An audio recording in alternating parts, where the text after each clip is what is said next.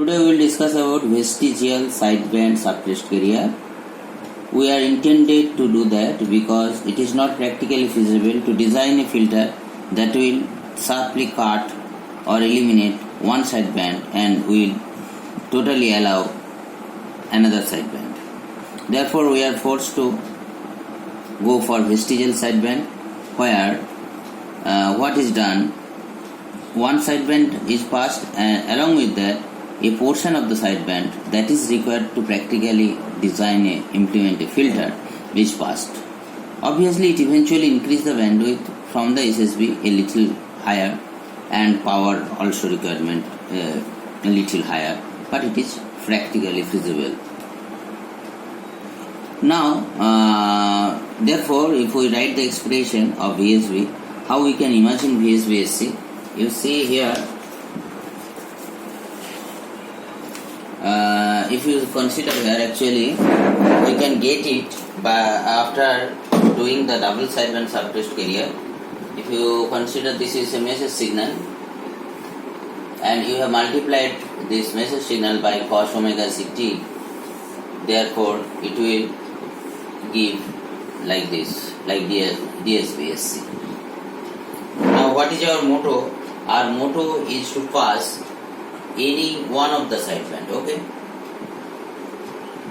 this is upper sideband and this is lower sideband. Okay, we want to allow one sideband fully and another portion, therefore it is like that designing a filter. Okay, therefore after forming the double sideband, if we pass this total signal through a filter with transfer function hi omega, okay, it will also have the similar portion in the negative frequencies also.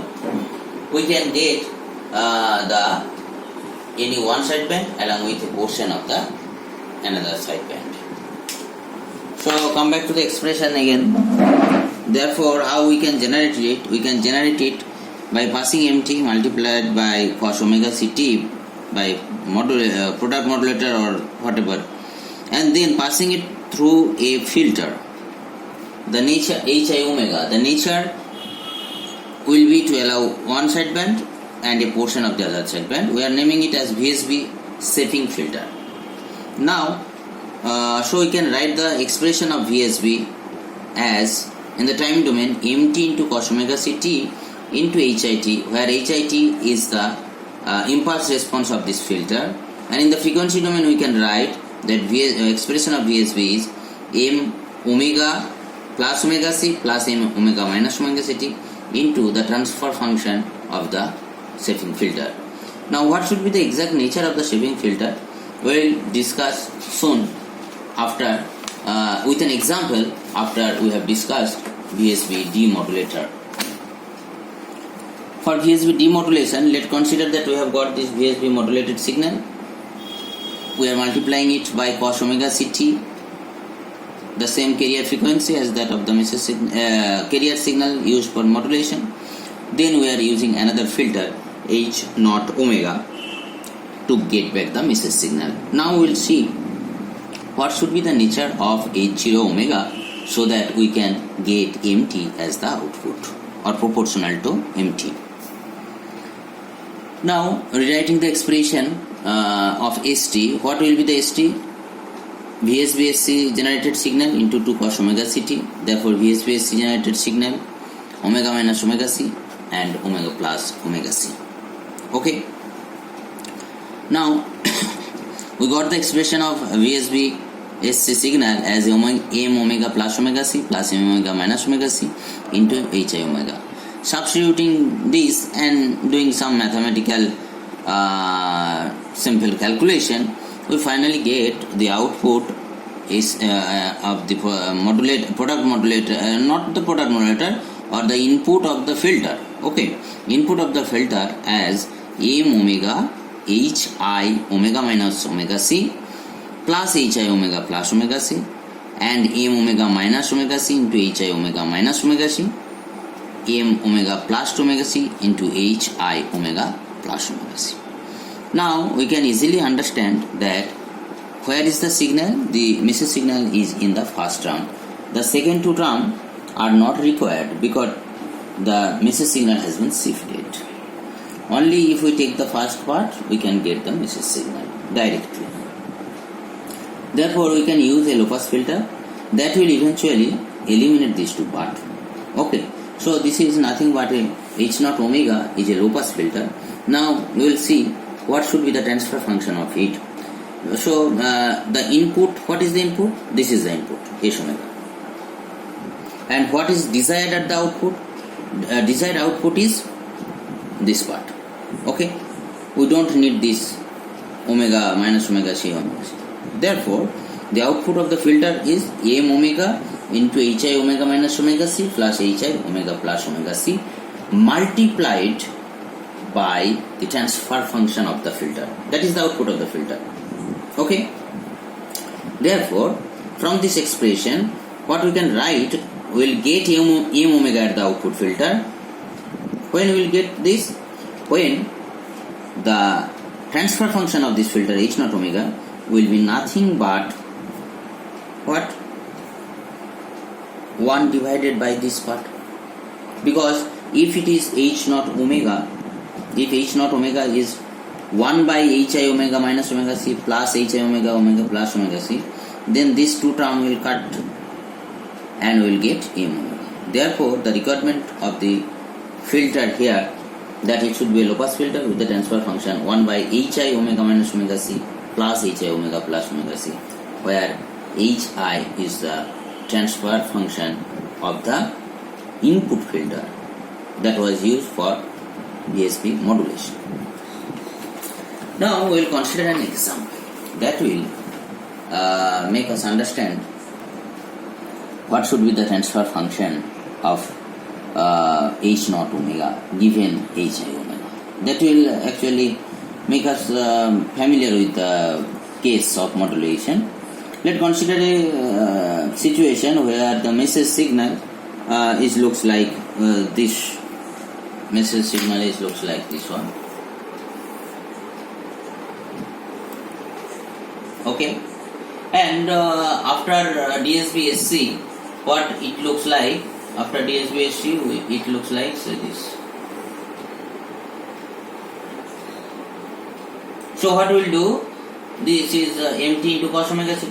We'll pass it to hi omega as discussed in VSP modulation or generation scheme. We'll just hi omega will be placed here in such a way that the hi omega will pass, if we consider upper sideband and a portion of lower sideband. And how it will be done, and this is even obviously this is the carrier frequency FC. Okay. Now read out the requirement first. Given the carrier frequency is 15 kHz, bandwidth of the message signal is 4 kHz. That means it is 15 kHz. It is 19, and this is 11. Okay. And the transfer function of the VSP stepping filter hi omega is shown below. Okay, which is allowing USB upper sideband and suppressed LSB gradually over 10 kHz. Gradually over 10 kHz. That means it is passing the whole upper sideband. Okay, and also passing the lower sideband gradually up to 1 kHz. That means if it is FC, that means if this portion is for upper sideband, you also allow 1 kHz extra of the LSB. That means if it is 15, then it is 14 kHz. And this will be obtained gradually if at the 16 kHz we consider like that. This is 0.5. Transfer, the amplitude of the transfer function of the filter. So it will, after 16, the transfer function will be 1. Up to not only 19, it will cannot sharply go for 19, rather it will take some extra of the upper segment also. And for the lower sideband, it is taking from the 14. Okay, that means 1 kilohertz is extra taken, and it is going to 16 to have meet the requirement that it should take gradually 1 kilohertz of the lower sideband. Okay, this has been pictorially also shown here, and also here we have shown that we are passing say above 15 kilohertz, and from 16 we are gradually taking lower sideband up to 14 kilohertz, and a portion also continues up to 19 kilohertz for practical implementation. The same has been done on the negative part also. So what was the low pass portion? Very important. What was our this is HI omega. Okay, now what is HI omega plus omega C? We need two terms, HI omega plus omega C, HI minus omega. HI plus omega C, that means it will be shifted to the left side with omega C, that means 15. So 15 will now come to 0. In the similar way, for HI omega minus omega C, this 15 will go to 30, and the negative and the another part follows the same way. Therefore, if we add these two, HI omega plus omega C and HI omega minus omega C, if we add these two parts, what we get, it looks like this portion. Okay, so what we see, if we add these two, you see around the zero, its amplitude is somewhere like here. Okay, and at 1 kilohertz, its amplitude is 0.5. At minus 0.1, its amplitude is minus 0.5. Rather, it is from 0.5 to 1. At omega equals to 1, f equal to 1, it is also 0.5 to omega. And for the rest part, as it is allowing the upper side band, it is 1. Okay.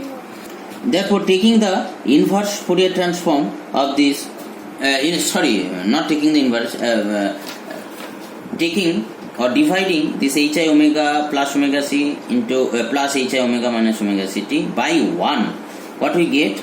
We just get the inverse of it. That means here it will be 1 and here it will be 0.5. Rest portion will reduce. Okay, so this will be the axial transfer function of the output filter. We will have to design to get back the message signal properly. Thank you.